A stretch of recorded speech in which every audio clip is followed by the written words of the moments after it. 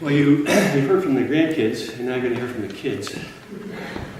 You'll notice there's three of us, although only two are blood kids.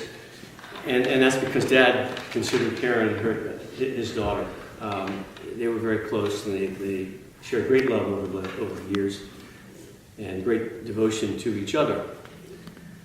So we're going to have a little talk here about how he affected us as children. And perhaps you'd like to share your unique perspective as the third child. Dad was always wonderful to me and respectful to me. Okay, Mike said, don't you remember when he accused you of stealing the pot when you moved here? I said, you know I focus on the positive, so I had not really thought about that. Like I said, he was more like my dad than my own dad and was in my life for a long time. I remember most how he made me feel. Not only the things he did, but how he made me feel. And he always made me feel like I was important. He respected me, and that meant a lot. Even sometimes when he thought differently, he just said it in such a respectful, wonderful way. We never had mean words. Especially remembered how he took care of our kids, and you got that from the kids too. One time in particular when we came back from a trip and we're at our house in Willimantic, and Rick and I walk in and, where's Dad? I think it was late at night. And so we go into the family room and there is Dad passed out, I shouldn't say passed out, spread out on the chair and the big load of laundry right beside him. And we run to find the kids. Where are the kids? And they're tucked away in their bed. So I'll just always remember that. And he said, you better have your kids when you're young. Everywhere in our home now, we still look, and it's just Granddad everywhere. Our bookshelves, our grandfather's clock, the shelves in the garage, the shelves in the basement, where, I go all the time. So he's just everywhere. In fact, he has been in our house in a box in the back room for a couple of weeks now. And, at Christmas time, when Rick was putting up the tree, and I heard a few little, like he wasn't figuring out the electrical, and I said, why don't you go back there and ask Dad? We traveled together a lot, and one thing that has always left an impression on me too was that they had a used pop-up camper, once again, very frugal. And I don't know how long we'd been married that time, but anyway, we each had, a separate compartment at each end of the camper, but Dad made us a little privacy curtain. It was just amazing. And then one of my latest memories was probably right around Thanksgiving, and they're sitting at the table, and Dad turns to Mom, and he sings to her, I love you truly. Yeah, and we actually have a picture of it. We had to search for it, but it's on the piano in the reception hall so that you can see it. And saying I love you wasn't some words that we always shared until Dad got sick. And I would say to Dad, when I'd leave, I love you. And he would say back to me, I love you too. And one day, I hugged him goodbye, and he goes, you didn't say I love you. And I said, do I always have to say it first? Dad, I will miss you. You'll always be with us. My turn? Yes. I've got a lot to say, but time doesn't permit it.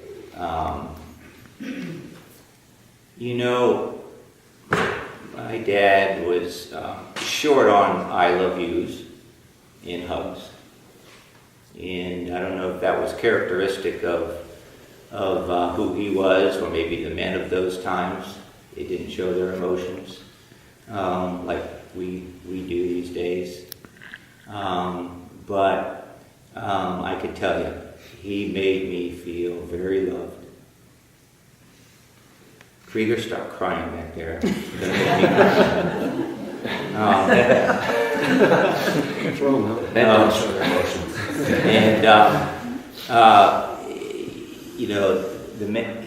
He made me feel safe.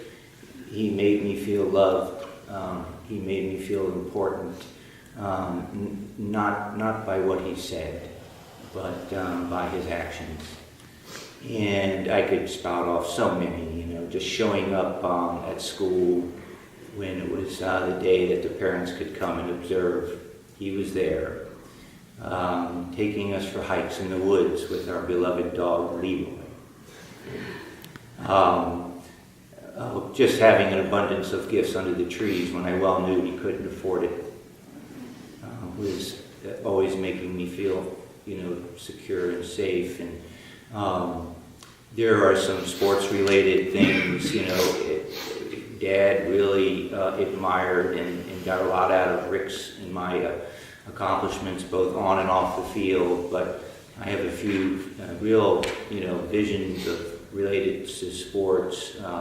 In middle school, when I was playing basketball, we would play right after school, and that would be, around 3:30. And most parents at that time who worked 9-to-5 jobs, they couldn't get away.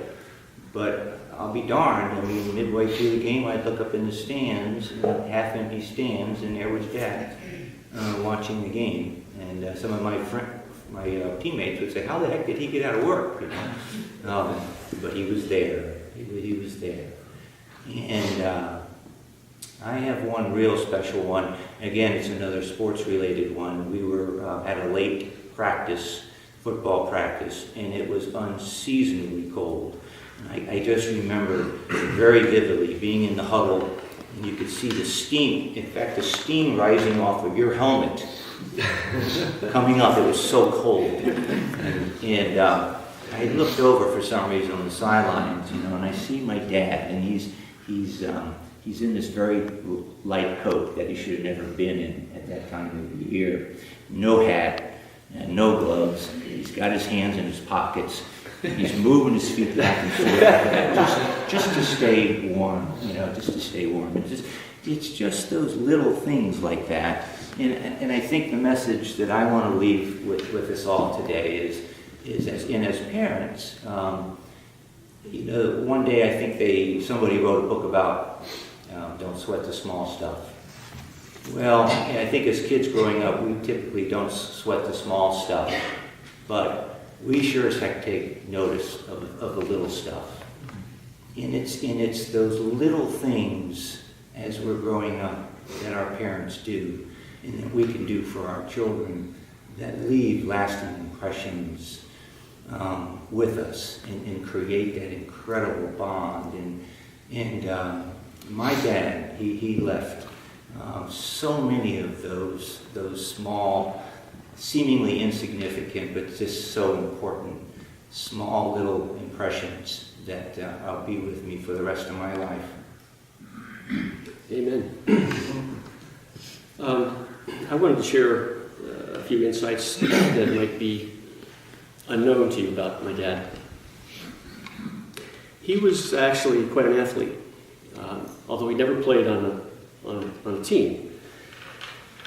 Growing up along the streets of New York, he had to scramble, as I said.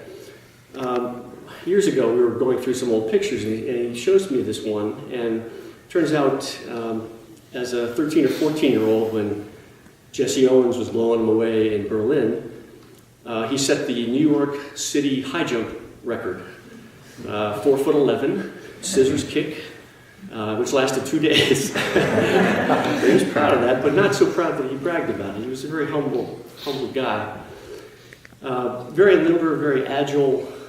You saw Kevin's lame attempt at trying to do the 4 quarters. That always sticks in my memory. I tried that many times, never got more than 2. Those 4 individual catches before the quarters hit the floor, pretty amazing. He was, as I said, young side, he was very limber. As he got older, he chubbed up a little bit. In fact, we used to sort of call him egg on stilts. So he was sort of rotund, and then he had skinny little legs. But even as an egg on stilts, he could jump up in the air and click his heels twice into his 50s and 60s. And most of you probably can't do that. Kevin and Ryan and Andrew did it yesterday. I wouldn't dare do it. I would rip my hamstring. Get hurt doing that. He was also tremendously strong. Growing up on the streets in New York, he played stickball. They played stickball in those days. And he was out there playing stickball with a bunch of kids, one of whom actually ended up with the Brooklyn Dodgers. A guy named Elmer Vallow played outfield for the Brooklyn Dodgers. But he came out of that. He could throw or bat either hand. He could throw with either hand, bat with either hand. He could throw a tight spiral on the beach until his 70s. Threw a nice football. But again, his strength was something else. Somebody mentioned his grip. He could bring grown men to their knees, shaking their hand. I once, as a kid, watched him tear the Washington phone book in half. And he used to routinely press us up to about 13, 14 years old. He'd say, stiffen up, grab us. He would beat me in arm wrestling competitions. Yeah, arm wrestling, he was champ, and I finally got him once and then I quit. I never wanted to challenge him again. It took a long time. The other thing I wanted to go back to briefly was his perfectionism. You've heard a lot about that. He was a driven perfectionist. He's a perfectionist. And things that stand out in my mind, we were kids, and he was very proud of his cars. They weren't real great cars, but he took good care of them, and he'd always want to wax them. And so we didn't have any big trees in the yard, so he would want to go out to the park somewhere and park under a shade tree and wax the car. And he would not settle for liquid wax. We had to use the Simonize, the cake wax that takes forever to run in. Not one coat, 2 coats of Simonize every time. And I dreaded those trips. So did I. And the other thing that really stands out to others, really, he made us these amazing grandfather clocks that he made from sort of a kit, but he did a lot of the routing and building himself, and 7 layers of lacquer, sand, 7 layers, not 1, not 2, 7. And then finally, again, just to sort of cue you to his compulsiveness and his perfectionism, we were camping one time, and we're setting up the pop-up, and I'm trying to do what he's telling me to do, and he's yelling at me, and I'm never doing it right. So there's these stabilizers that you need to put up, and so I start to set up the stabilizers, and he says, stabilize the stabilizers. Cover them, you're not just stabilizing. That was Dad. He was convinced and taught me that no job was worth doing that wasn't worth doing well, and if it wasn't done perfectly, it wasn't quite done well enough.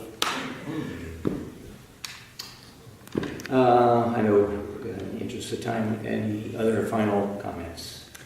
Dadisms, just a few Okay. dadisms, all right. Did you wash your hands? Did you lock your door? I grew up in New York City. Did you turn out the lights? Where's the garlic salt? Measure twice, cut once. You good? Good. I have one. It's kind of a funny one. He approached me in my early adolescent years, perhaps at his wife's urgings, to sit down with me and attempt to explain to me the birds and the bees. And he sat down next to me, and fortunately I had just finished a sex education class. So within about 5 minutes I had whipped all these terms on him and these descriptions on him, and he just kind of backed off with, I think, a great feeling of relief. But I admired the fact that he made the attempt. That's my funny story.